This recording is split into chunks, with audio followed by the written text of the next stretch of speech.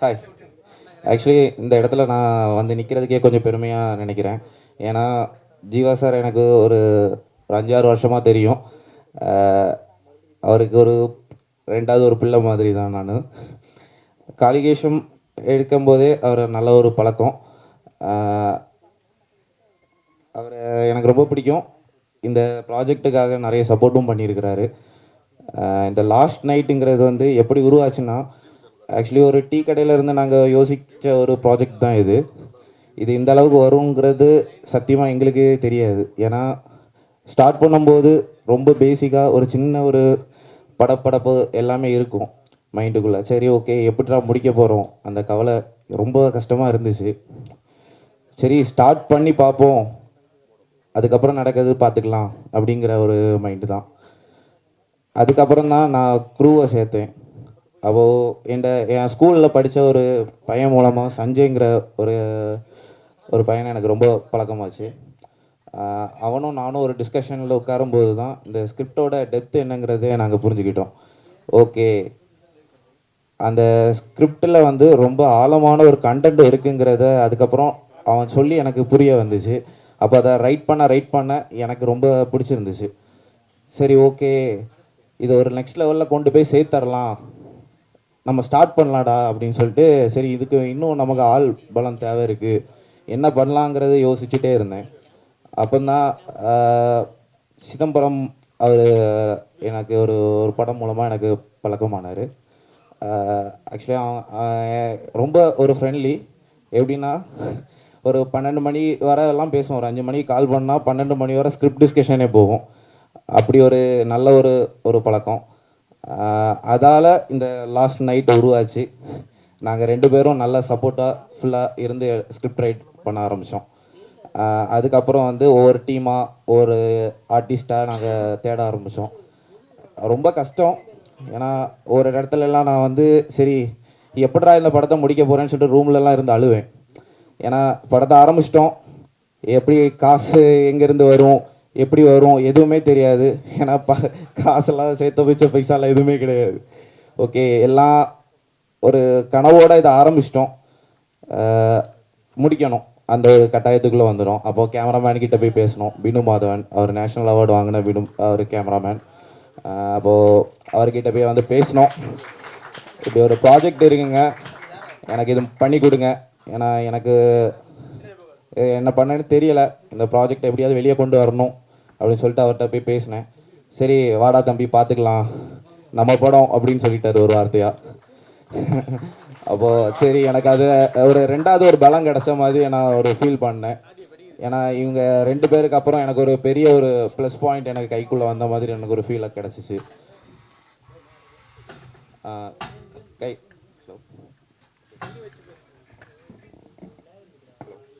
Hello கிடச்சிச்சு. அதுக்கப்புறம் வந்து சரி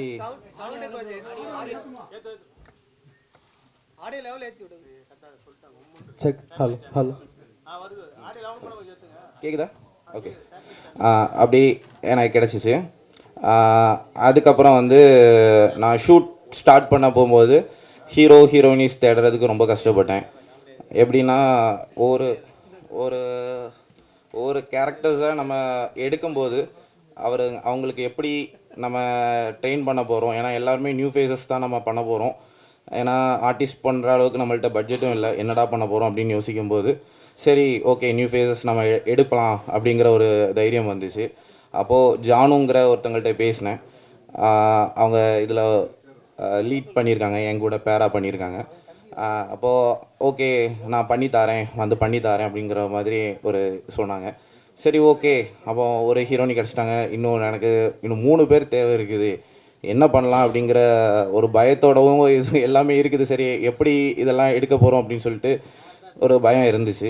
சரி, அப்போ அவங்களுக்கு எனக்கு வேறு ரெஃபரன்ஸ் மூலமாக நிறைய குரூப்ஸ்லாம் இருந்துச்சு, அவங்க மூலமாலாம் கான்டாக்ட்ஸ் எடுத்தேன். அப்படி 2 பேர் கிடச்சாங்க, சானியா அதுக்கப்புறம் சோனா, இவங்களெல்லாம் இதுக்குள்ளே கொண்டு வந்தேன். அதுக்கப்புறம் இன்னொரு மெயின் கேரக்டர், ஆக்சுவலி அது கோஸ்ட் கேரக்டர், அது வந்து வெயிட்டாக இருக்கணும். ஏன்னா அதுதான் கதையோட கருவே இருக்கணும்.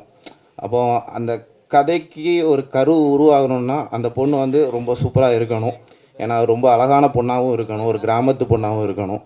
அப்போ நான் ரொம்ப தேடினேன். அப்படி தான் ஒரு தில்லுங்கிற ஒரு கேரக்டர் எனக்கு கண்ணில் மாட்டிச்சு. ஏன்னா அவங்களும் அந்த கதைக்கு ஆப்டாக இருந்தாங்க. அப்படி அந்த தில்லுங்கிற கேரக்டர் கூப்பிட்டு பேசி ஓகே எல்லாம் நம்ம பண்ணிக்கலாம் அப்படின்னு சொல்லிட்டு ஸ்டார்ட் பண்ணியாச்சு. ஷூட் ஆரம்பிக்குது. ஃபஸ்ட் டே வந்து மழை, ஹெவி ரெயினாக இருந்துச்சு. அந்த இடத்துல நான் என்னடா பண்ண போகிறேன் அப்படின்னு சொல்லிட்டு யோசிக்கும் போது கடவுளாக பார்த்து அந்த மழையை கொஞ்சம் நேரம் ஸ்டாப் பண்ணாங்க. அந்த ஷாட் எடுத்து முடிக்கிறது வரை எனக்கு எந்த மழை பிரச்சனையும் இல்லை. அது எனக்கு ரொம்ப சந்தோஷமாக இருந்துச்சு. ஃபஸ்ட் டே ஓகே நம்ம தோத்துட்டோமோ அப்படின்னு ஒரு செகண்ட் யோசித்தேன். அதுக்கப்புறம் மழை நின்னதும் எனக்கு கொஞ்சம் சந்தோஷம் வந்துச்சு. அதுக்கப்புறம் அந்த காலேஜ் ஷூட்ஸு இது எல்லாமே ஒரு எனக்கு ரொம்ப மறக்க முடியாத ஒரு அனுபவமாக இருந்துச்சு. சரி எல்லாம் பேசிக்காக எல்லாமே பண்ணிட்டோம், ஷூட்லலாம் முடிச்சிட்டோம், இனி அடுத்த கட்டம் என்ன பண்ண போகிறோங்கிறது திணறிச்சு. ஷூட் பண்ணிகிட்டு இருக்கும்போதே கேமரா உடையிறது இதெல்லாம் நடந்துச்சு. ஏன்னா அது நாங்கள் எடுத்த இடம் வந்து பன்னியோட ஒரு ராஜ்யம். ஏன்னா அந்த காலேஜை மூடியே கிட்டத்தட்ட ஒரு ஒரு 10 வருஷத்துக்கு மேலே இருக்கும். அப்போ அந்த காலேஜுக்குள்ளே நாங்கள் உள்ளே போகிறதே ரொம்ப பயந்து பயந்து தான் உள்ளே போயிட்டு இருந்தோம். ஏன்னா எங்கே என்ன நடக்குன்னே தெரியாது. ஏன்னா நைட் ஷூட் இருக்குது, டே ஷூட் இருக்குது, எல்லாமே பண்ணணும். அப்போது ஒரு நாள் வந்து பன்னி அடிச்சுட்டு கேமரா கொஞ்சம் இதாகிடுச்சு, பிரச்சனை ஆயிடுச்சு. அப்போது போஸுங்கிற அவர் வந்தார். ஆக்சுவலாக அவர் எனக்கு ரொம்ப ஒரு ஒரு 5-6 வருஷமாக பழக்கம். எப்படி இவங்கள்ட்ட நான் கேட்குறது, எனக்கு பைசா வேறு ஷார்ட்டேஜு. அப்போது அதுலேயும் ஒரு சின்ன சின்ன ஹெல்ப்லாம் பண்ணிகிட்டு இருக்காங்க. நான் அவங்கள்ட்ட படம் எடுக்கிறேன் அந்த மாதிரி எதுவுமே சொல்லலை. அப்போது எனக்கு பேமெண்ட் கொஞ்சம் வாங்கி பண்ணிகிட்டு இருந்தேன். அப்போது இப்படி ஒரு மேட்ரு நடந்தால் 4 மணிக்கு ஆக்சுவலி நடக்கும்போது யாருமே ஃபோன் கூட எடுக்க மாட்டாங்க. அவர் ஃபோன் எடுத்து டக்குன்னு தம்பி எங்கடா இருக்க, என்ன ஆச்சு, என்ன பிரச்சனை அப்படின்லாம் என்கிட்ட கேட்டார். அப்போ நான் சொன்னேன், ஆனால் இப்படி கேமரா ப்ராப்ளம் ஆகிடுச்சுன்னா என்ன பண்ணுறதுன்னு தெரியல அப்படின்னு சொல்லிட்டு இருந்தேன். அப்போது சென்னையிலேருந்து அவர் அரேஞ்ச் பண்ணி கொடுத்தாரு. அது ஒரு பெரிய எனக்கு ஒரு ஹெல்ப்ஃபுல்லாக இருந்துச்சு. அதுக்கப்புறம் தான் என்ன நடக்குது என்ன ஏதுங்கிறத அவரை பற்றி அவர்கிட்ட சொன்னேன். அப்போது இந்த படத்தோட பேக் போனாக இருந்தது அவர் தான். ரொம்ப எனக்கு எல்லா இடத்துலையும் ரொம்ப சப்போர்ட்டாக இருந்தார்.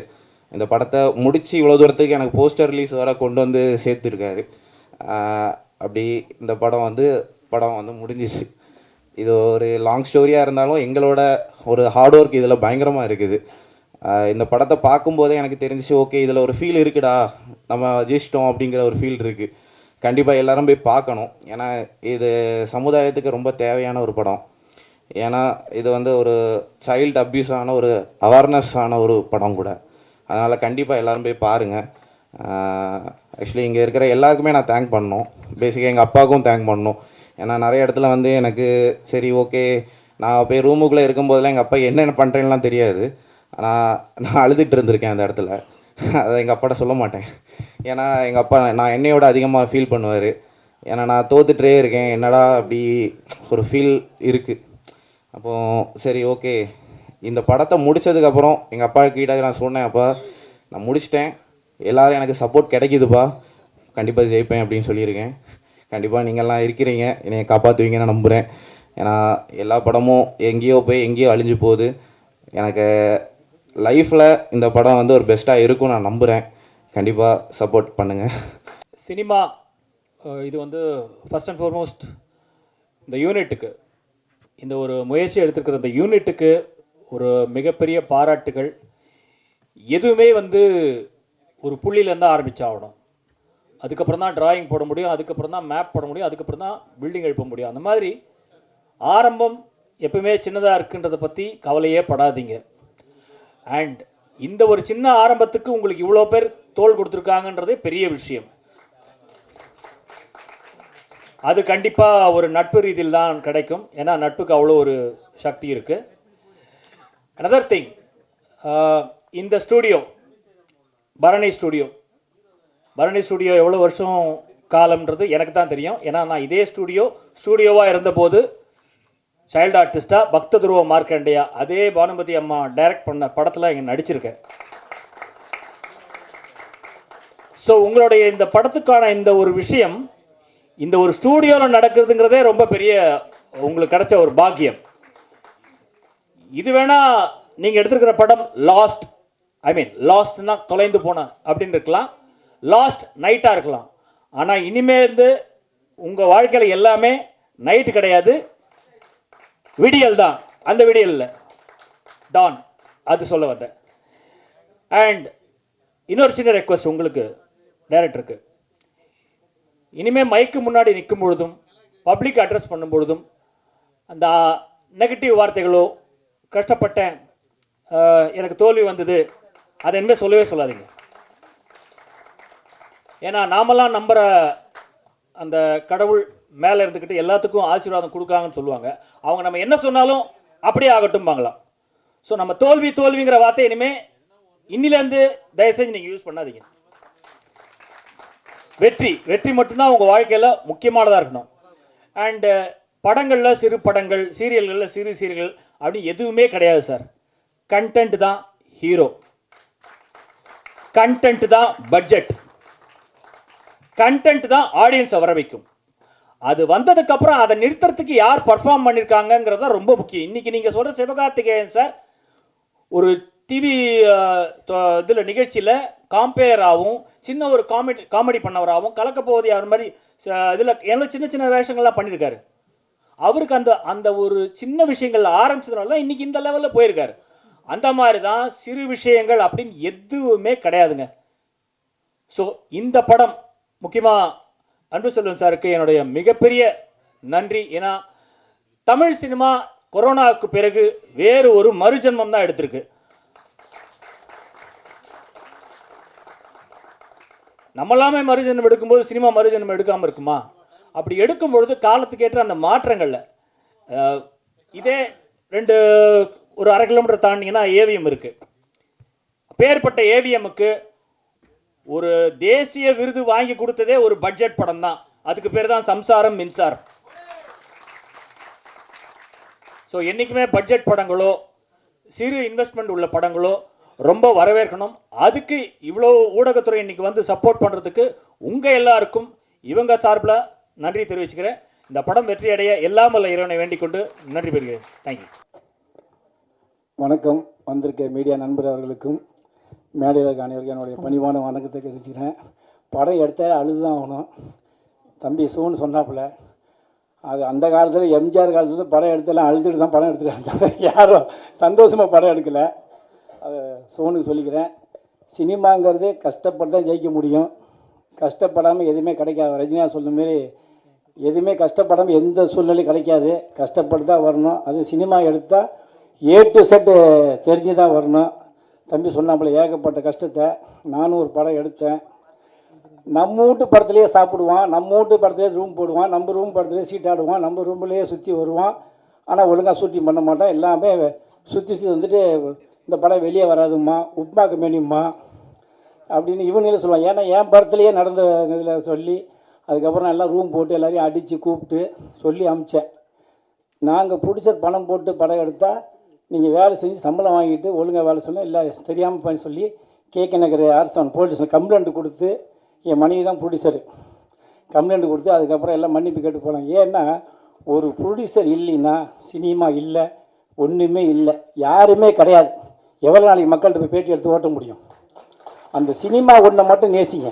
நான் ஒவ்வொரு நாளையும் தான் சொல்லுவேன். இப்போ சினிமா இல்லைன்னா அந்த ஸ்டூடியோ வச்சுருப்பாரா? இப்போ நம்ம இருக்க முடியுமா? இவங்களாம் வந்து பேசுவாங்களா? என்ன இருக்கு சொல்லுங்கள். அதனால் சினிமாவை ஃபஸ்ட்டு நேசிங்க. ஒரு ப்ரொடியூசர் படம் எடுக்க வரானா அவனை சப்போர்ட் பண்ணுங்கள்.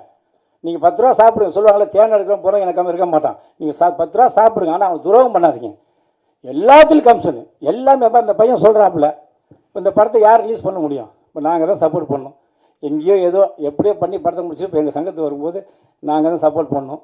இன்னொன்று என்னென்னா சினிமாவில் இன்றைக்கி சினிமா வாழ வச்சுருக்குன்னா அது தினத்தந்தி மட்டும்தான். இன்றைக்கி உலக லெவலில் சினிமாவுக்கு சப்போர்ட் பண்ண ஒரே நிறுவனம் இன்றைக்கி தினத்தந்தி மட்டும்தான். 10 லட்ச ரூபா எங்களுக்கு விளம்பரத்தை கொடுத்து, நான் 10,000 ரூபா தான் வாங்குறேன் எங்கள் சங்கத்தில். ஆனால் 10 லட்ச ரூபாய்க்கு நாங்கள் விளம்பரத்தை எங்கள் சங்கத்தில் கொடுக்குறோம், சென்சார் கொடுக்குறோம். அப்படிங்கும்போது நீங்கள் படத்தை நல்லா எடுங்க. நீங்கள் நல்லா படத்தை எடுங்க. உங்கள் சினிமா என்றைக்குமே கைவிடாது. சினிமா என்றைக்குமே கைவிடாது. என்ன காரணம்? இன்றைக்கி 100 கோடி 200 கோடி 300 கோடி படம் எடுத்தவங்களுக்கு ஒன்றில் ஓப்பனாக சொல்கிறது இல்லை. என்ன பயமும் கிடையாது. நீ தலையும் போயிடுச்சு, தளபதியும் போயிடுச்சு சினிமாவிலேருந்து. நீ 2 வருஷத்துக்கு 1 வருஷம் தான் சினிமா கிடையாது. அப்போ நீங்கள் படத்தை நல்லா எடுங்க. நீங்கள் நல்ல குறைஞ்ச பட்ஜெட்டில் ஒரு படத்தை எடுத்து வந்தீங்கன்னா சினிமா என்றைக்குமே நீங்கள் ஜெயிச்சு வந்துட்டு அடுத்த படம் நீங்கள் எடுத்துகிட்டே இருக்கலாம். ஏன்னா இன்றைக்கி சினிமா எடுக்க எல்லாமே சிறு படம் தான் வர்றாங்க. என்ன காரணம்? ஒரு கேமரா, ஒரு 10 பேர் பசங்க அழகாக எடுத்து வந்து படம் எடுத்து வர்றாங்க. அந்த கண்டென்ட் நல்லபடியாக எடுத்திங்கன்னா மிகப்பெரிய வெற்றி அடையும். தயவு செய்து இனிமேல் இந்த ரஜினி, விஜய், அஜித், சூர்யா, சிம்பு, தனுஷ், சிவகார்த்திகேயன், விஜய் சேது அப்படின்னு நினச்சி யாரும் படம் பார்க்க போகாதீங்க. சிறு படத்தை காப்பாற்றுங்க. சிறு படம் தான் அதிகமாக இன்றைக்கி வாரத்தில் நீங்கள் ஒரு 10 படம் ஆடியன்ஸ் நடக்குதுன்னா அது எங்களுடைய சங்க படமும் சின்ன சின்ன படம் தான் நடக்குது. வேறு எந்த பெரிய படம் நடக்கலை. தயவு செய்து சொல்கிறேன், சிறு படம் சப்போர்ட் பண்ணுங்கள். மீடியா உங்களுக்கு தான் நேராக சொல்கிறேன், இந்த கண்டென்ட்லாம் நல்லா போடுங்க. ஏன்னா எங்களோட படங்கள் அதிகமாக வரதான் மீடியா வளரும், சினிமா வளரும், நிறைய நடிகர்கள் வரும். ஏன்னா ஒரு 10 பேரை வச்சுட்டு எவ்வளோ நம்ம குழம்பு போட்ட முடியும் சொல்லுங்கள். ஒரு 10 பேர் இருந்தால் போதும், விவசாயம் ஒரு 10 பேர் இருந்தால் போதுமா? எல்லாரும் உழைக்கணும்ல. அதுமாதிரி எல்லாருமே ஜெயிக்கணும்னா முன்ன நல்ல படத்தை எடுங்க. தயவு செய்து பெரிய படம் ஓட்டு பாருங்க. ஒன்று இந்த மங்காத்தான ஒரு படம் 15 வருஷம் வச்சு ரிலீஸ் பண்ணாங்க. அது ஆர்டிஸ்ட் வேலைன்னு சொன்னாங்க, 300 கோடினாங்க. ஆனால் அதே சின்ன படம் ஓடலை. காரணம் இவங்க அந்த மாரி பண்ணிடுறாங்க, ஒரு மாயை உருவாக்கிடுறாங்க. பெரிய ஆர்டிஸ்ட் வேலை விட்டுருங்க. 2025 மிகப்பெரிய ஹிட் ஆனது சிறைன்னு ஒரு படம். 2026 தலைவர் தம்பி தலைமையிலன்னு ஒரு படம். அந்த படம் பாருங்கள். அதெல்லாம் இன்றைக்கி ஆடியன்ஸ் ஏகப்பட்ட பேர் பாருங்க. அதனால் சினிமாவை எல்லாருமே பார்க்க வராங்க. நீங்கள் நல்ல படத்தை எடுத்தீங்கன்னா சினிமா உங்களை எல்லாம் மேலே கொண்டு போகணும்னு சொல்லி எந்த சூழ்நிலையும் எந்த பிரச்சனைனாலும் என்னோட சங்கத்தை அணுகுங்க. எல்லா சூழ்நிலையும் நான் சப்போர்ட் பண்ணி தரேன். நன்றி, வணக்கம். சிறு முதலீட்டு படங்கள் தான் இன்னைக்கு ஸ்ட்ராங்காக இருக்குது, சப்போர்ட்டிவாக இருக்குது அப்படின்றத எல்லாருமே சொல்லிட்டு இருக்காங்க. இப்போது திரு அன்பு செல்வன் சார் அதே தான் சொன்னாங்க.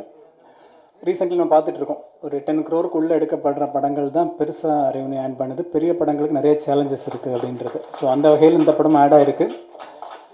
ஸோ எங்களுக்கும் எங்களோட ஆக்ஷன் ரியாக்ஷனும் மேக்ஸிமம் சிறு முதலீட்டு படங்களை தான் நாங்கள் theatrical coordination and other rights கோஆர்டினேஷனுக்கு சப்போர்ட் பண்ணிகிட்டு இருக்கோம். இப்போ ரீசெண்ட்லி ஜாக்கின்னு ஒரு படம் ரிலீஸ் ஆச்சு.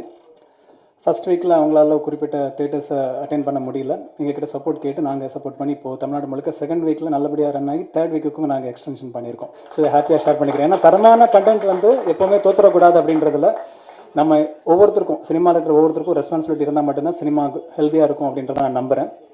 இப்போ அந்த டேரக்டர் ஷேர் பண்ணாங்க, ஒவ்வொரு படத்துக்கும் ஒவ்வொரு ப்ராடக்ட்டுக்கும் ஒவ்வொரு ப்ராஜெக்ட்டுக்கும் ஒரு பெயின்ஃபுல் விஷயம் இருக்கும், ஜாய்ஃபுல்லாகவும் இருக்கும். இவங்க சொன்னாங்க நிறைய ஸ்ட்ரகிள்ஸ் ஃபேஸ் பண்ணி ஃபஸ்ட் டேல ஆரம்பித்து இன்னைக்கு வரைக்கும் வந்து சேர்ந்துருக்காங்க. ஆக்சுவலாக பிரதர், இதுவே ஒரு பெரிய வெற்றி தான். நீங்கள் இவ்வளோ பேர் முன்னாடி இந்த ஒரு மேடையும் உங்களோட பெரிய வெற்றி. ரிலீஸ்க்கு பக்கத்தில் வந்துட்டீங்க. ஸோ ரிலீஸே இன்றைக்கி மிகப்பெரிய வெற்றி. அதுக்கப்புறம் தான் கமர்ஷியல் திங்ஸ் எல்லாமே. ஸோ இந்த படம் விரைவில் தேட்டருக்கு வரும்னு நம்புகிறேன். அவர் ஒரு விஷயம் சொன்னார், இதில் வந்து அப்பார்ட் ஃப்ரம் கமர்ஷியல் அந்த ஒரு ஹாரர் த்ரில்லர் மூட் இருக்குது, அதை தாண்டி ஒரு மெசேஜ் சொல்லியிருக்கோம் அப்படின்னு இருக்காங்க. கண்டிப்பாக இன்றைக்கி மெசேஜ் ஏதாவது ஒரு வகையில் தேவைப்படும். மெசேஜ் மட்டும் இல்லை, என்டர்டெயின் பண்ணுற ஒரு விஷயத்துக்குள்ளே மெசேஜ் இன்டெரக்டாக இருந்தாலும் டேரெக்டாக இருந்தாலும் அது ஒரு இம்பாக்ட் கிரியேட் பண்ணும். சொசைட்டியில் அவ்வளோ விஷயங்கள் தேவைப்படுது. அதை நீங்கள் கொடுத்தது உங்களுக்கு வாழ்த்துக்கள். உங்களுக்கும் அந்த டீமில் உள்ள ஒவ்வொருத்தரும் நிறைய பேர் வந்திருக்காங்க. ஆல்மோஸ்ட் எல்லாருமே இதில் ப்ரெசென்ட் ஆயிருக்காங்க.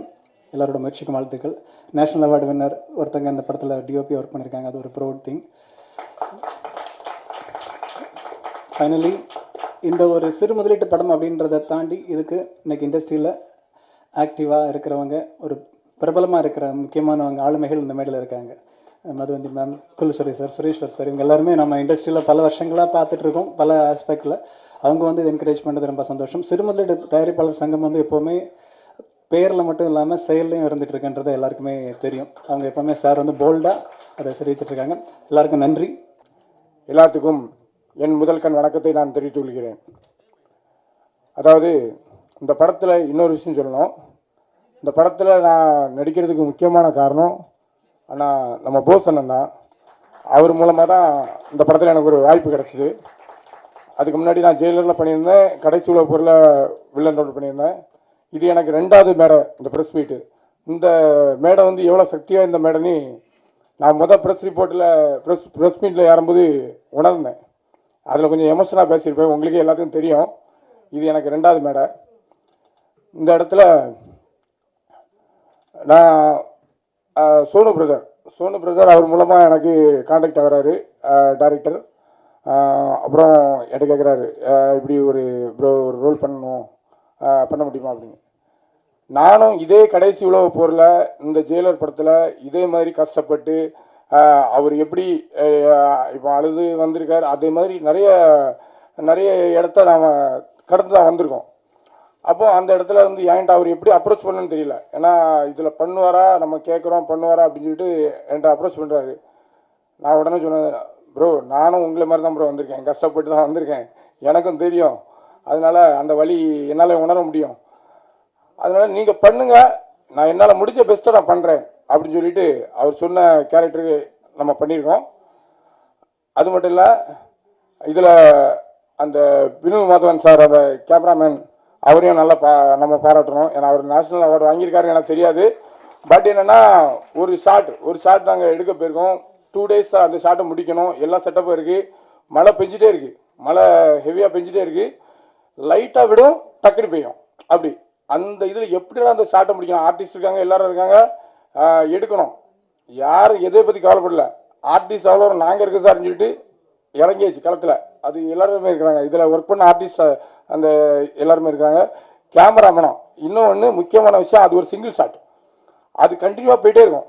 அந்த இடத்துல மழை தொழி எல்லாமே இருக்குது. யாருமே எதையும் பற்றி யோசிக்காமல் ஒவ்வொருத்தரும் ஒவ்வொரு இடத்துல விழுந்து அடிபடுறாங்க. அடிபடும் போது டைரக்டர் சொல்கிறாரு, வேண்டாம் பார்த்து பண்ணலாம் அப்படின்னு. இல்லை சார் பண்ணணும்னு சொல்லிட்டு ஒருத்தருக்கு கையில் காயம், ஒருத்தருக்கு அப்படி இப்படி எல்லாத்துக்கும் அடிபட்டுருக்கு. இன்னும் ஒரு முக்கியமான விஷயம்னா, அந்த நேஷனல் அவார்டு வாங்கின கேமராமேன் இருக்கா தெரியுமா, அவருக்கு ஸ்பெஷாலிட்டின்னா ஒரு இதில் ஸ்லிப் ஆகி சர்றி போகிறாரு. அந்த இடத்துல அவர் அந்த கேமரா விடாமல் இப்படி நிற்கிறாரு அந்த ஷாட்டுக்கு. அதெல்லாம் எதையும் பற்றி யோசிக்காம உள்ளே ஊறி போன ஒருத்தரால் மட்டும்தான் அதை பண்ண முடியும். அந்த ரத்தத்தையே ஊறினால தான் அவருக்கு நேஷனல் அவார்டு கிடச்சிருக்கு. இதை கண்டிப்பாக நான் பாராட்டி ஆனேன் சார். அதுக்கு பிறகு இந்த மேடையில் எல்லா பெரியவங்களுக்கு முன்னாடியும் நான் நிற்கிறதுக்கு பெரிய பாக்கியம் பண்ணியிருக்கணும். Cool Suresh sir, Madhunthi madam, Suresh sir, Anbu Selvan sir, எல்லாத்துக்கும் என் நன்றியை நான் தெரிவித்துக் கொள்கிறேன். படம் லாஸ்ட் நைட் நல்லா சூப்பராக வந்திருக்கும். கஷ்டப்பட்டு எடுத்திருக்காங்க. அவர் ஒவ்வொரு செக்மெண்ட்லேயும் அவர் நிறைய கஷ்டப்பட்டு எடுத்திருக்காரு.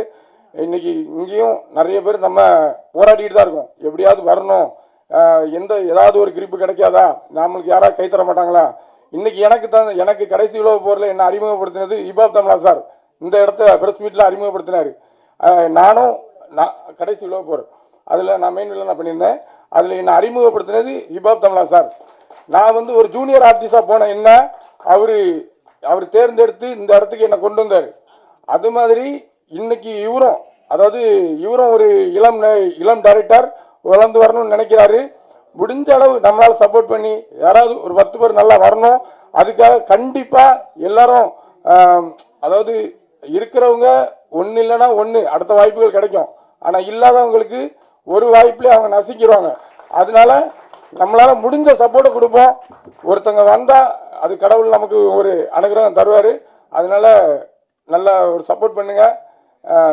நான் நடிச்சிருக்கேன்னு சொல்லலை, எல்லா டைரக்டருக்கும், எல்லா ஆக்டருக்கும், எல்லாத்துக்கும் நம்மளால முடிஞ்ச இது டிமோட்டிவேட் பண்ணதை விட தட்டி கொடுத்தா இன்னும் நிறைய பேர் உருவாக்கி வருவாங்க. அது எனக்கு கருத்து. அதனால நல்லா இது வாய்ப்பு தந்ததுக்கு நன்றி. பெரும் மனிதர்கள், சிறு பட தயாரிப்பாளர் சங்கத்தின் தலைவராக இருந்தாலும் அவர் தான் என்னை பொறுத்த வரைக்கும் ரொம்ப பெரிய மனுஷன், அன்பு செல்வன் சார். சத்தியமாங்க எனக்கு இந்த மாதிரி ஒரு சங்கம் இருக்குன்னே தெரியாது. நான் எவ்வளோ பாருங்க, இவ்வளோ ஒரு வெள்ளந்தியா இருந்து தொலைச்சிட்டேன். இந்த ஒரு சங்கத்துக்கு நீங்க தலைவராக இருந்து சின்ன சின்ன படங்களுக்கு ஆதரவு கொடுத்து, முக்கியமா அந்த படங்கள் ரிலீஸ் ஆகி தியேட்டருக்கு அதுதான் ரொம்ப முக்கியம். தியேட்டருக்கு அதுக்கப்புறமா OTTல போற வரைக்கும் நீங்க கூட நிக்கிறீங்கிறதுக்கு உங்களுக்கு முதல்ல ஒரு மிகப்பெரிய பாராட்டு சார்.